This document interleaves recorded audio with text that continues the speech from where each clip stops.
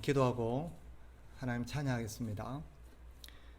하나님 아버지, 오늘도 우리가 하나님의 은혜와 사랑을 기억하며 하나님 앞에 찬양으로 영광 돌리는 이 시간 되게 하옵소서. 찬양을 통해서 우리가 하나님의 은혜를 더 깊이 깨달을 뿐만 아니라 하나님의 사랑을 더욱더 기대하고 맛보는 그런 시간 되게 하시고, 또 우리가 이 예배를 통해서 더욱더 하나님의 은혜와 하나님의 선하심을 맛보는 시간 되게 도와주시옵소서. 우리의 모든 찬양과 영광이 오직 하나님께만 향하게 하옵소서. 예수 그리스도 이름으로 기도하옵나이다. 아멘.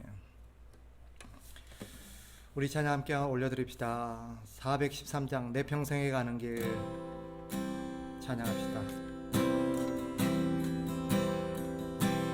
내 평생에 가는 길 승탄하여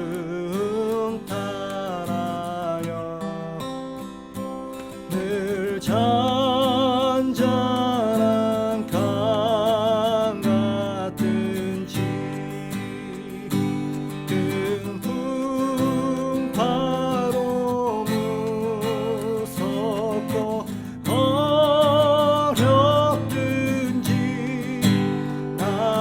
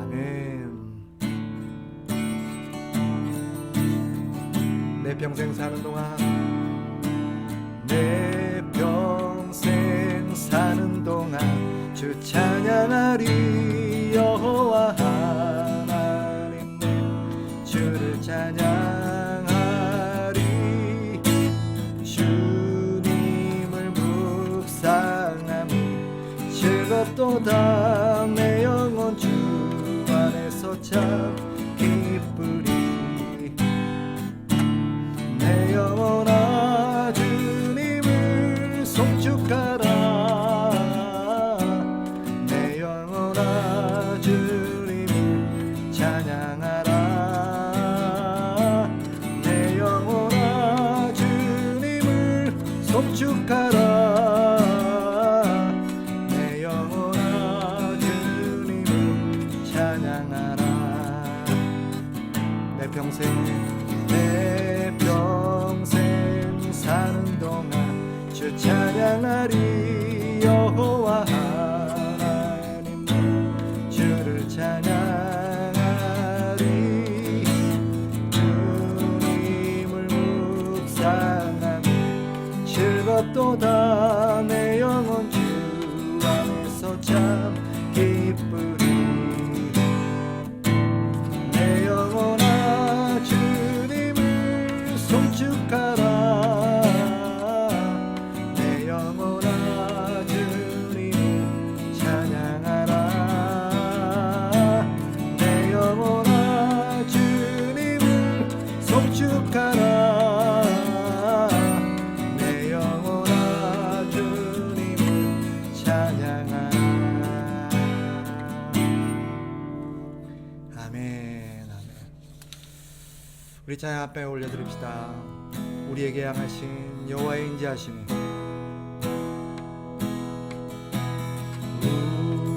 우리에게 향하신 여호와의 인자하심 크고 크도다 크시도다 크고 크도다 크시도다 우리에게 향하신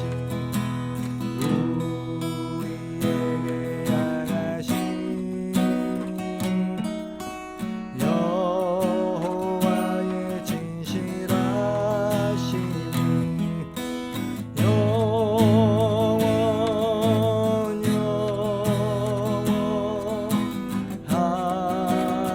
하시도다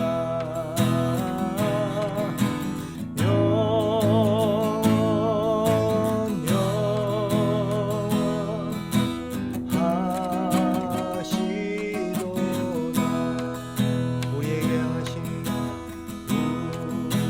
우리에게 향하신 여호와의 계획하심이 놀랍고 놀랍다 놀라우시도다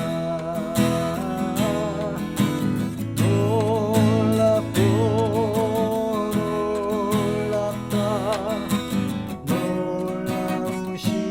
놀라우시도다 좋으신 하나님 좋으신 하나님 좋으신 하나님 참 좋으신 나의 하나님 우리의 기도를 우리의 기도를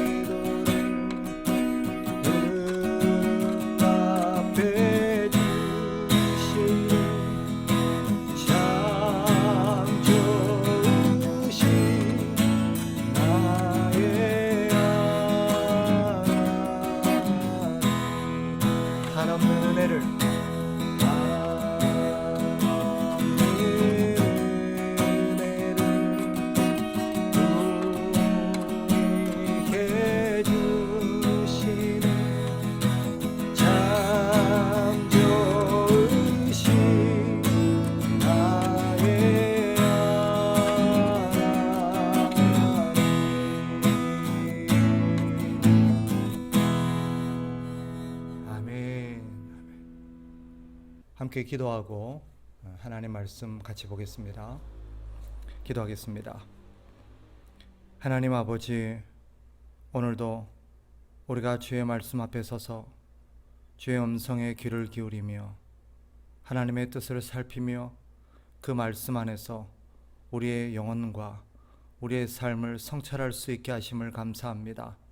하나님 아버지, 우리를 긍휼히 여기사 말씀을 들을 때에 겸손한 마음을 갖게 하시고 그 말씀 앞에서 우리가 겸손히 복종하며 또 하나님의 뜻을 따르고 그 말씀에 순종할 수 있는 용기와 믿음을 갖도록 도와주시옵소서. 이 말씀을 통하여서 우리 모두가 합당한 위로와 용기와 깨달음을 갖게 하여 주옵소서. 예수 그리스도 이름으로 기도하옵나이다. 아멘. 오늘 우리가 함께 나눌 말씀은 욥기 38장 말씀을 같이 보겠습니다. 구약 성경 욥기 38장 31절부터 마지막 41절까지를 보겠습니다. 욥기 38장 31절부터 마지막 41절, 제가 한 절씩 봉독하겠습니다. 내가 묘성을 메어 묶을 수 있으며 삼성의 띠를 풀 수 있겠느냐?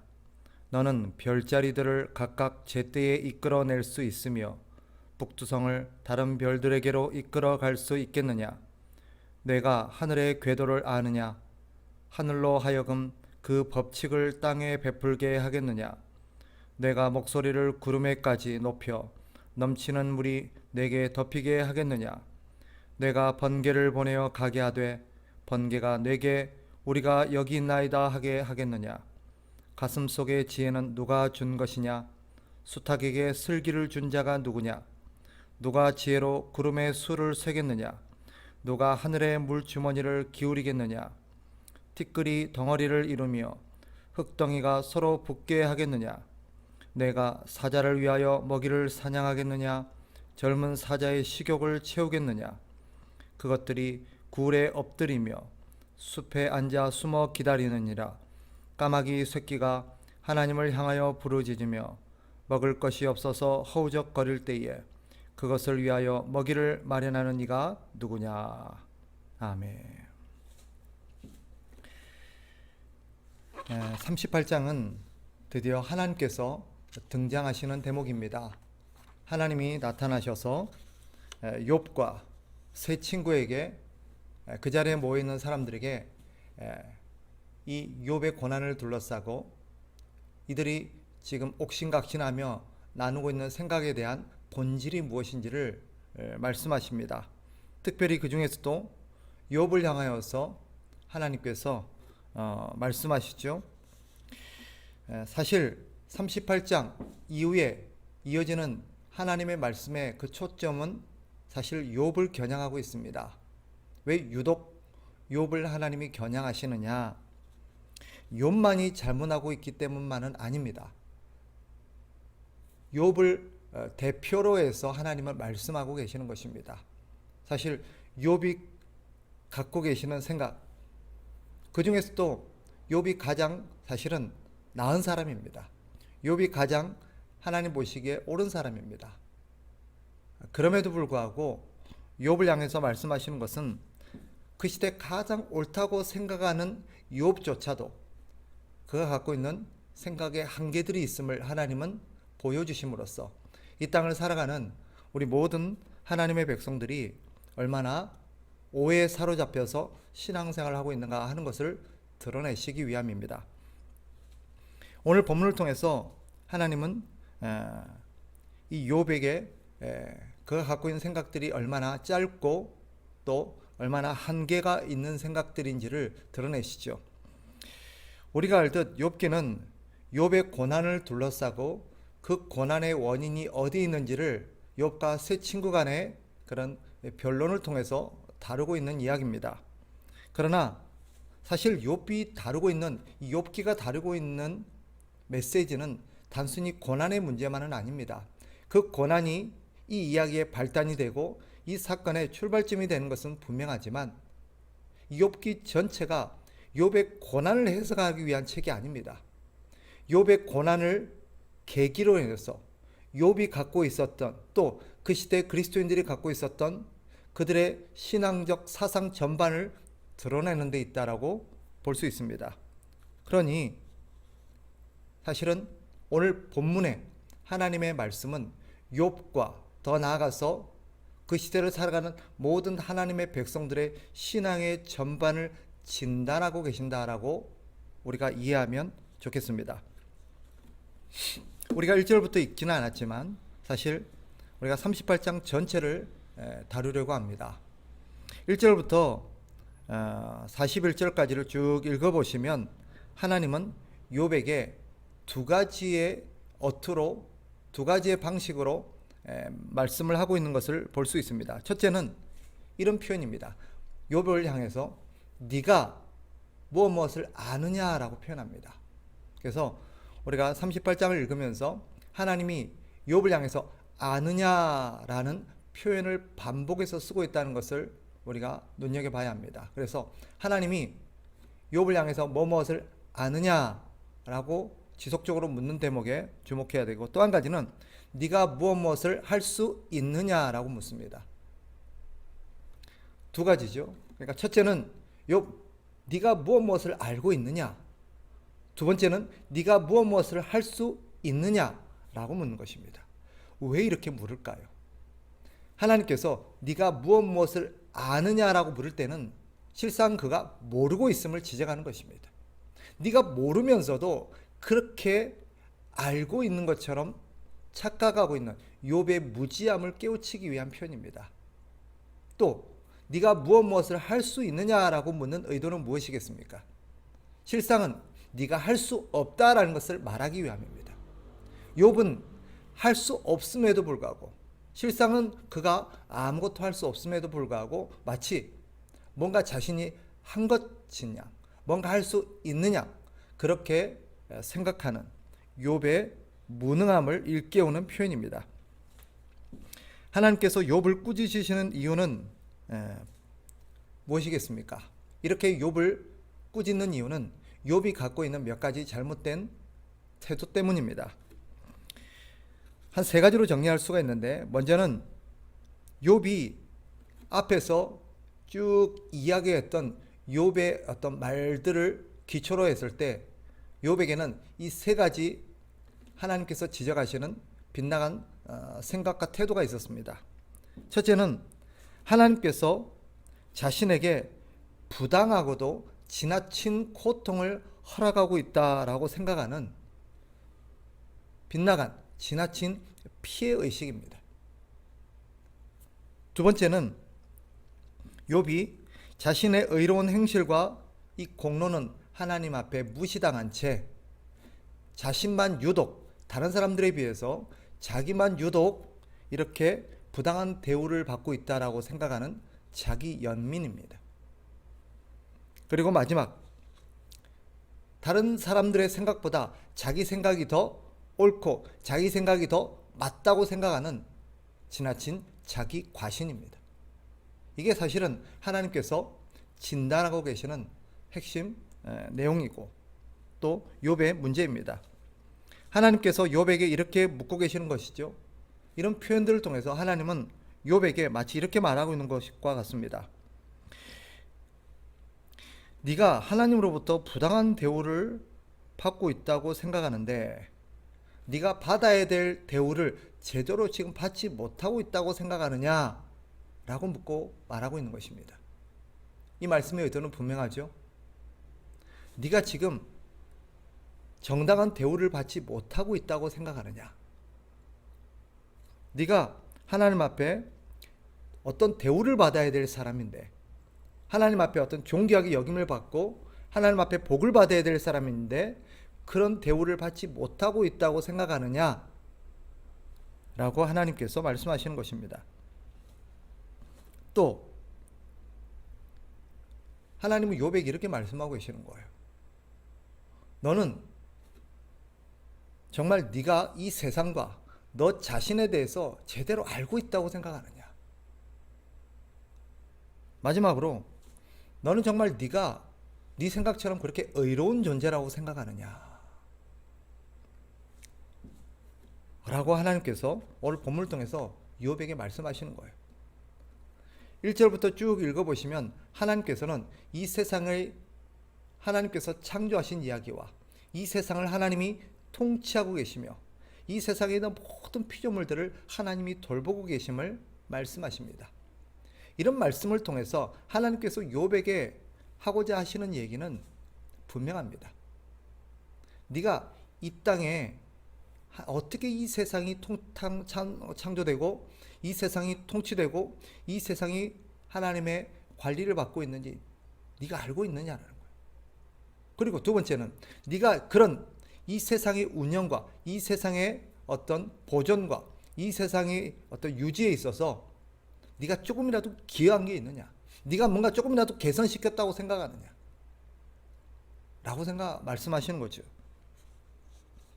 이 말은 바꿔 말하면 욥이 지금 그렇게 생각하고 있다는 거예요. 사실 이런 욥을 향한 하나님의 그런 지적은 욥만을 향한 것이 아니죠. 그 자리에 있었던 욥의 친구들과 더 나아가서 이 글을 읽고 있는, 이 성경을 읽고 있는 우리 모두를 향한 하나님의 지적이십니다. 사실 오늘 그 시대의 하나님의 백성들, 욥을 비롯해서 그 시대에 신앙생활했던 하나님의 백성들 뿐만 아니라 지금 이 시대를 살아가는 우리 교회들, 하나님의 백성들 역시 욥과 별반 다르지 않습니다. 어쩌면 욥보다 훨씬 못하지요. 하나님이 말씀하신 것처럼 우리는 지나친 피해의식 또 자기 연민을 갖고 살아갑니다. 우리는 자신이 다른 사람들보다 더 잘 살고 있고 잘하고 있는데 거기에 대한 정당한 대우, 정당한 보상을 받지 못하고 있다고 생각합니다.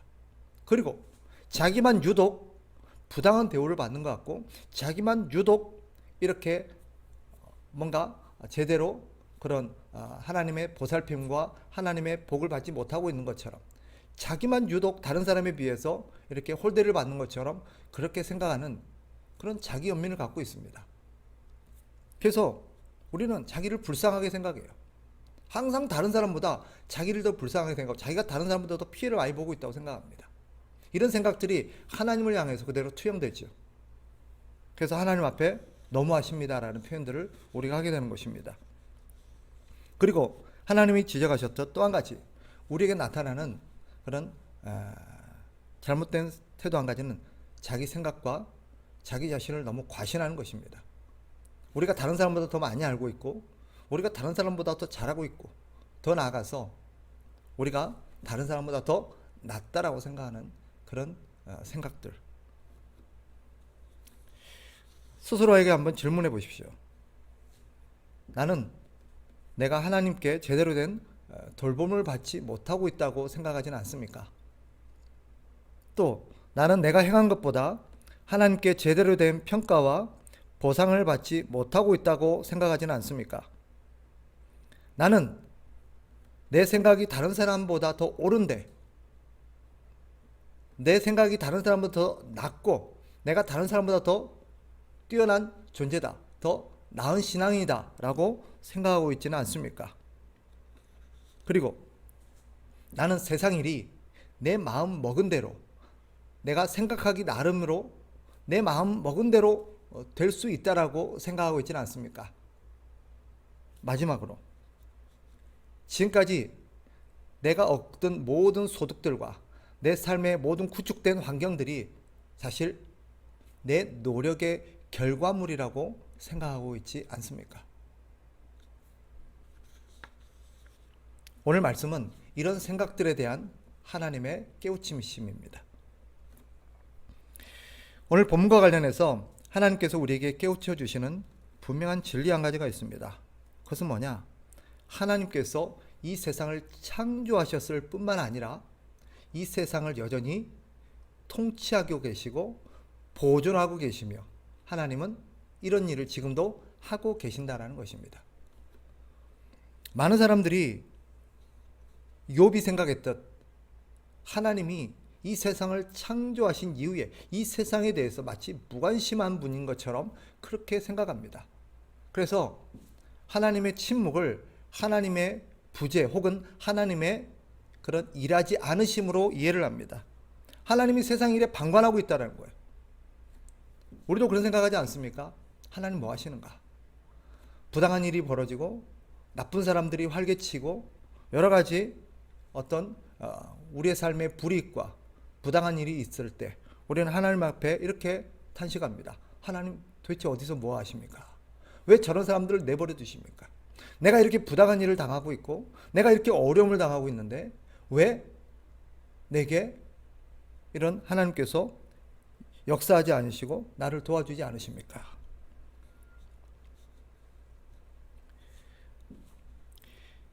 그러나 오늘 성경이 말하죠. 하나님은 분명히 말씀하십니다. 하나님이 이 세상을 창조해 놓으시고 세상에 무관심한 분이 아니라는 거예요.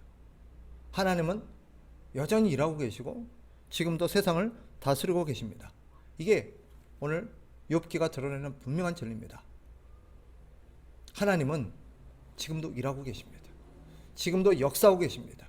지금도 세상을 다스리시고 하나님의 뜻대로 이 세상을 운영하고 계십니다. 또 하나님은 우리 모두를 돌보고 계십니다. 이게 욥기가 드러내는 분명한 진리입니다. 그렇다면 우리는 왜 하나님이 세상에 무관심하다고 느끼는가? 왜 하나님이 세상에 관여하지 아니하시고 세상을 다스리지 아니하시고 하나님이 세상을 심판하지 않으신다라고 생각하는가? 그것은 자기 중심적인 판단 때문입니다.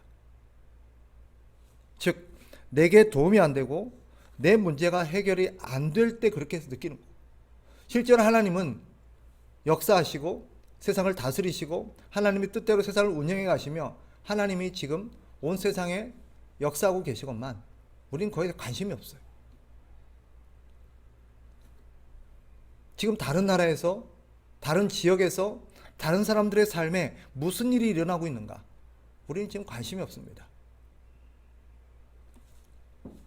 지금도 이 중국 땅에서 일본에서 또 각 지역에서 비로 인해서 큰 피해가 있고 수많은 사람들이 죽어가고 있습니다. 그런데 그 과정 속에서도 하나님은 일하고 계십니다.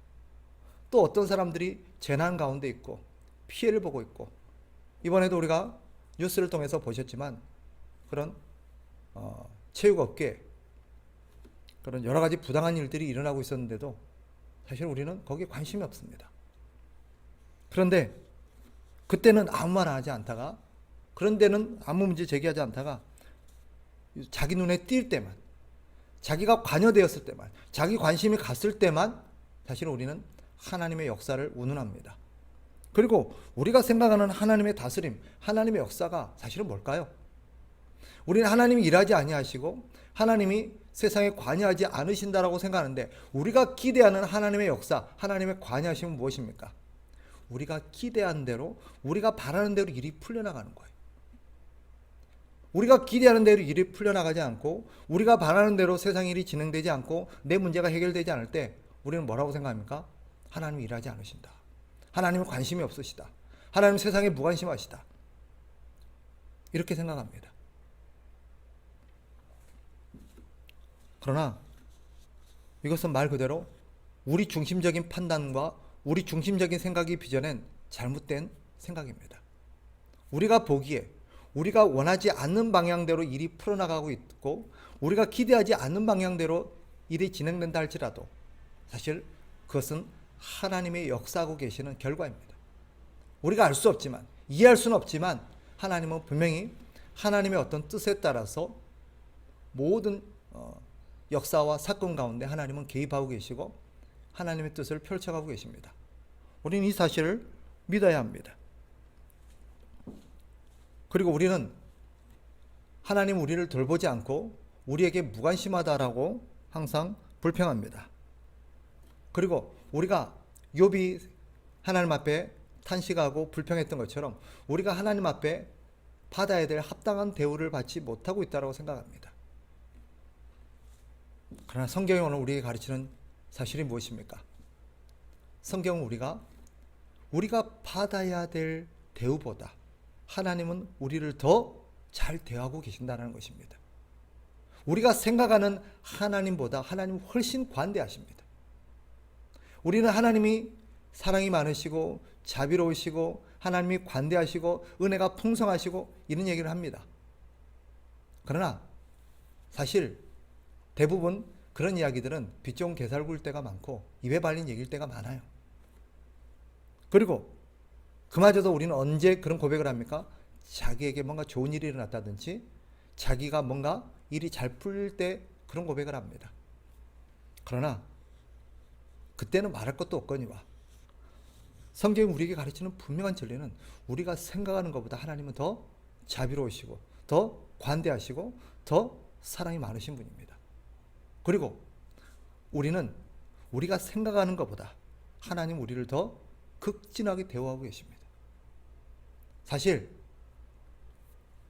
우리가 하도 원칙, 공의, 정의 이런 것들을 달고 사는데 실제로 하나님께서 공의와 정의로 이 세상을 다스리시고 우리에게 그런 공의의 잣대로 드러내신다면 우리는 사실 하나님 앞에 심판을 면할 자가 없습니다. 우리가 지금 있어야 될 곳은 여기가 아니고 우리가 지금 경험해야 될 것은 이런 일이 아닙니다. 사실 우리가 하나님의 말씀을 들을 수 있고 하나님을 만날 수 있고 하나님의 그런 선하심과 자비하심을 우리가 맛볼 수 있다는 것은 그것은 우리가 감당할 수 없는 자격 없는 자에게 베풀어진 하나님의 은혜라는 것을 우리는 잊지 말아야 합니다. 하나님은 우리가 생각하는 것보다 훨씬 자비로우신 분입니다. 오늘 본문을 통해서 하나님 그것을 분명히 드러내시죠. 오늘 우리가 읽었던 말씀을 보면 하나님은 까마귀 한 마리조차도 돌보고 계신다라고 말합니다. 41절을 보세요. 까마귀 새끼가 하나님을 향하여 부르짖으며 먹을 것이 없어서 허우적거릴 때에 그것을 위하여 먹이를 마련하는 이가 누구냐. 하나님께서 까마귀 얘기를 왜 하실까요? 여러분, 지금 우리 주변에 살아가는 이 땅을 살아가는 까마귀가 몇 마리인지 그들이 어떻게 식량을 구하고 지금 그들 가운데 얼마가 굶어 죽고 얼마가 피해를 당하고 있는지 혹시 아십니까? 사실 우리는 까마귀들에게 관심이 없어요. 왜? 까마귀는 우리의 관심을 받을 만한 자격이 없다고 생각하고 우리는 거기에 대해서 별로 가치 없다고 생각하기 때문입니다. 그런데 그런 까마귀조차도 하나님께서 돌보시고 지키신다는 것은 무엇을 말할까요? 그것은 하나님의 사랑과 자비가 얼마나 큰지를 말하려는 것입니다. 또 하나님께서 까마귀를 말씀하시는 이유가 뭘까요? 까마귀보다도 더 귀한 우리는 얼마나 더 하나님께서 잘 돌보고 계시며 얼마나 우리를 더 귀하게 여기고 계시겠느냐라는 것을 깨우쳐 주려는 의도입니다. 성경이 말하지 않습니까? 우리 주님께서 오셔서 우리 주님께서 말씀하지 않으셨습니까? 마태복음 6장 28절 이하에 보면 이런 말씀이 기록되어 있습니다. 우리가 잘 아는 말씀이죠. 공중의 새를 보라. 심지도 않고 거두지도 않고 창고에 모아들이지도 아니하되 너희 하늘 아버지께서 기르시나니 너희는 이것들보다 귀하지 아니하냐. 30절 오늘 있다가 내일 아궁이에 던져지는 들풀도 하나님이 이렇게 입히시거든 하물며 너희일까 보냐 믿음이 작은 자들아. 사실 어떻게 보면 이 38장에 대한 특별히 이 후반부에 대한 그런 예수님의 주석이 바로 이 마태복음 6장이라고 볼 수 있습니다. 하나님께서 지금 욥을 향해서 말씀하시려는 의도가 바로 예수님의 말씀입니다. 예수님이 하나님의 의도를 이렇게 정확하게 설명해 주고 요약해 주신 것입니다. 하나님은 지금 욥에 갖고 있는 잘못된 생각, 하나님이 나를 사랑하지 아니하시고 나에게 관심이 없으시고 이 세상에 무관심하구나, 내 일에 무관심하구나, 나는 정당한 대우를 받지 못하고 있구나, 이렇게 빗나간 피의식과 자기연민과 하나님을 향해서 그런 잘못된 불신앙적 생각을 갖고 있을 때 하나님이 이런 38장의 장황한 얘기를 통해서 하시려는 메시지는 분명합니다. 내가 너에게 관심이 없다고? 나는 니네들이 아무런 가치 없고 쓸모없다고 생각하는 까마귀조차도 돌보는 존재야. 그런 내가 까마귀보다 더 귀한 너에게 관심이 없겠니? 내가 너를 신경 쓰지 않겠니? 내 형상으로 빚은 너를 내가 내버려 두겠니? 난 너의 머리털까지도 세고 있어. 나는 오늘 너의 머리카락 몇 개가 빠진지도 알고 있고, 오늘 지금 너에게 무슨 일이 일어나고 있고, 지금 네 마음의 상태가 어떠하며, 지금 너에게 필요한 것이 무엇인지 나는 아주 눈여겨보고 있어.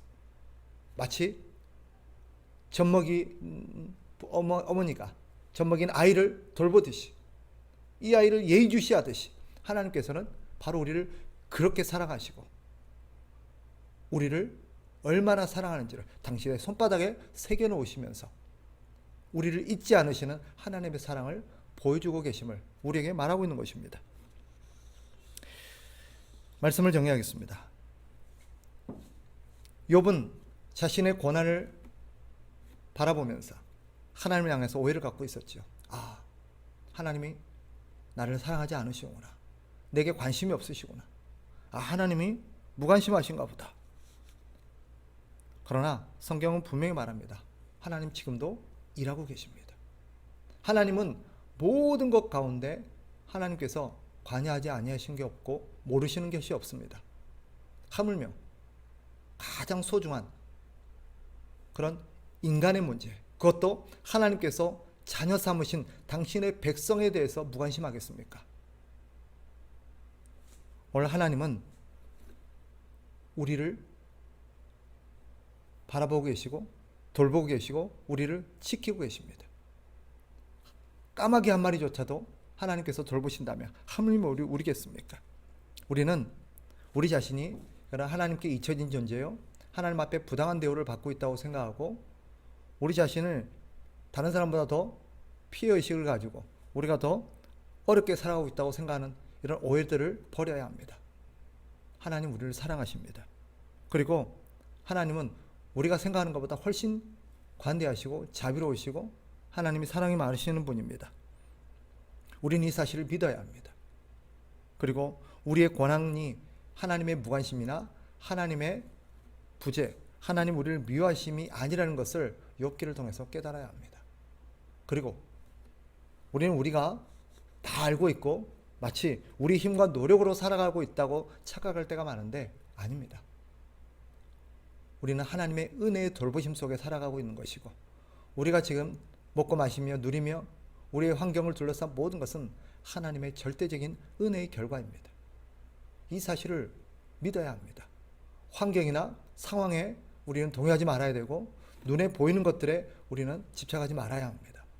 하나님의 말씀을 통해서 우리는 하나님을 신뢰하고 우리의 삶에 어떤 일이 일어나도 우리는 하나님의 손 안에 있고 하나님의 돌보심 안에 있고 하나님 지금 나를 통해서 나를 향해서 역사하고 계신다는 것을 믿어야 합니다. 그렇다면 이 사실을 믿는 우리가 해야 될 태도는 한 가지입니다. 하나님을 신뢰하면서 하나님께 감사하며 사는 것입니다.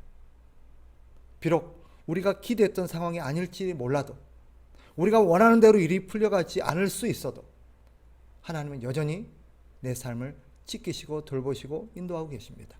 이 사실을 믿는다면 우리에게 주어진 모든 것들은 하나님의 은혜임을 믿는다면 우리는 하나님 앞에 마땅히 감사하며 살아야 합니다.